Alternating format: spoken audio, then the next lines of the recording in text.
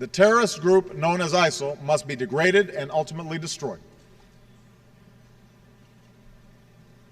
This group has terrorized all who they come across in Iraq and Syria.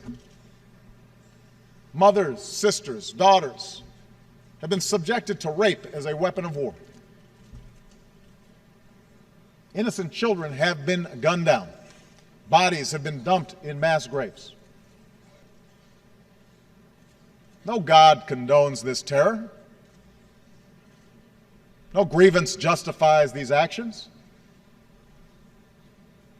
There can be no reasoning, no negotiation with this brand of evil. The only language understood by killers like this is the language of force. So the United States of America will work with a broad coalition to dismantle this network of death. In this effort, we do not act alone, nor do we intend to send U.S. troops to occupy foreign lands.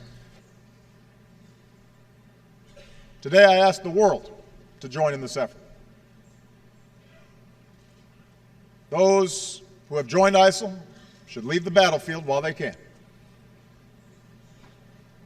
Those who continue to fight for a hateful cause will find they are increasingly alone. For we will not succumb to threats, and we will demonstrate that the future belongs to those who build, not those who destroy.